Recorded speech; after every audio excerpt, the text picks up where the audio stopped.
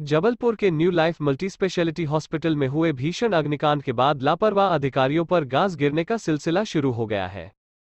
प्रदेश के मुख्यमंत्री शिवराज सिंह चौहान ने इस पूरी घटना को गंभीरता से लेते हुए अग्निकांड के लिए जिम्मेदार अधिकारियों के खिलाफ कड़ी कार्यवाही के निर्देश जारी किए हैं।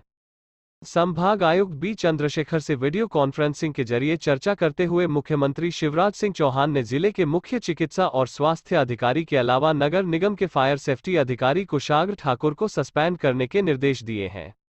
इसके अलावा 8 बेगुनाह लोगों की मौत के बाद प्रशासन ने जबलपुर के करीब 134 उन निजी अस्पतालों की सूची भी तैयार कर ली है जो नियमों की धज्जियां उड़ाकर संचालित हो रही हैं। इस बीच सरकार के निर्देश पर जिले के मुख्य चिकित्सा और स्वास्थ्य अधिकारी डॉक्टर रत्नेश कुरारिया को निलंबित कर स्वास्थ्य और परिवार कल्याण विभाग के क्षेत्रीय संचालक डॉक्टर संजय मिश्रा को सीएमएचओ का प्रभार सौंपा गया है।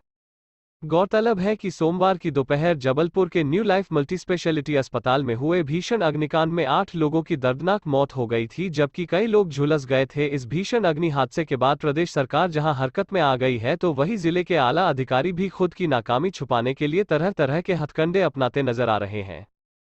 देखिए, जो जैसा आज माननीय मुख्यमंत्री महोदय ने वीसी ली और उनको माननीय कमिश्नर महोदय ने, चूँकि हम लोग जो 4 लोगों की समिति गठित की गई है, उन्होंने आज ही भ्रमण किया दोपहर में उस स्थान का, और जो चीज़ें ऐसा लग रहा था कि क्योंकि देखिए अब वहाँ देखने लायक कुछ बचा नहीं है, क्योंकि पूरी तरह से ध्वस्त जैसा है, तो फिर भी जो देखा वहाँ पे, उसके बाद माननीय मुख्यमंत्री महोदय को पूरी रिपोर्टिंग माननीय कमिश्नर महोदय ने की।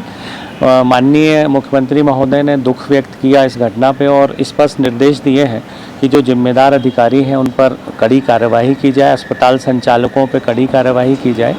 मुख्य रूप से मुझे ऐसा लगा कि उनके पास फायर एनओसी थी, वो लैप्स हो गई थी 31 मार्च को, लेकिन पॉल्यूशन का और भवन अनुज्ञा उनके पास थी। मेरा सबसे महत्वपूर्ण मानना यह है कि स्टाफ की पर्याप्त ट्रेनिंग नहीं है डिज़ास्टर मैनेजमेंट की। जैसे हम लोग पूरे मध्य प्रदेश में सरकारी अस्पतालों में आपको ये ट्रेनिंग साल में 2 बार कर्मचारियों को देते हैं, तो उनको ट्रेनिंग होना चाहिए, क्योंकि वहाँ उनके छत पर एक दरवाज़ा था जिससे छत पर जाया जा सकता था। एक मरीज को फायर फाइटिंग टीम ने बचाया भी था उस रास्ते से उसी दिन, लेकिन बाकी स्टाफ को मालूम ही नहीं था कि उस दरवाजे से निकल के छत पे जा सकते हैं, दूसरी बिल्डिंग पे जा सकते हैं। तो मेरे ख्याल से कर्मचारियों की ट्रेनिंग की बहुत कमी रही है, जिसके कारण कि वो लोगों को बचा नहीं पाए। उसका जो एंट्री और एग्जिट का था उसका भी इशू। जी, देखिए कम से कम 2 एग्जिट होने चाहिए और एग्जिट 5 फीट से अधिक होने चाहिए। ये स्पष्ट निर्देश है कि पलंग समेत मरीज को बाहर ले जाया जा सके, इस तरह की ओपनिंग होनी चाहिए, जो यहाँ पे नहीं पाई गई। इस पर भी नाराज़गी व्यक्त की माननीय कमिश्नर महोदय कि जो हमारे फायर की एनओसी देने लोग गए थे, उनको सबसे पहले इस बात का ध्यान रखना चाहिए कि एग्जिट बराबर हो, क्योंकि देखिए ये अस्पताल जनवरी में खुला जब कोविड बहुत ज़्यादा था, तो ऊपर से निर्देश भी थे कि जितने ज़्यादा ऑक्सीजन बेड आप बढ़ा सकें। ऐसी परिस्थितियों में उसको लाइसेंस या रजिस्ट्रेशन मिला, लेकिन हाँ, बाद में निश्चित रूप से स्वास्थ्य विभाग को और फायर डिपार्टमेंट को इसकी चिंता करनी चाहिए थी कि वो मापदंड यदि अब पूरे नहीं कर रहे हैं तो उनका लाइसेंस निरस्त हो जाना। जी, जैसा चर्चा में कमिश्नर सर ने भी बताया कि मुख्य रूप से जिम्मेदारी फायर डिपार्टमेंट की है, नगर निगम की और स्वास्थ्य विभाग की है। तो स्वास्थ्य विभाग में चूँकि लाइसेंसिंग अधिकारी सीएमएचओ होते हैं और वहाँ एक फायर ऑफिसर होते हैं जो इसको रजिस्ट्रेशन को देते हैं, तो इनकी जिम्मेदारी ज़्यादा बनती है, ऐसा माननीय का कहना था।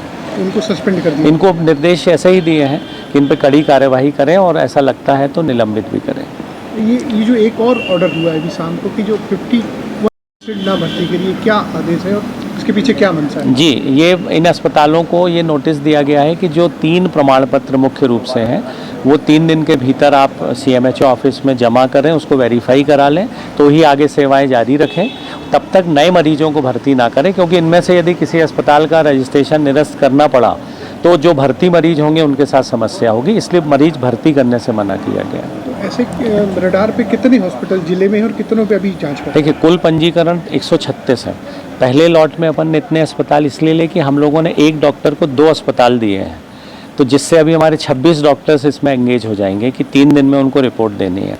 तो इसलिए सेकेंड लॉट में और ऐसे थर्ड लॉट में पूरे 136 अस्पतालों का निरीक्षण होगा।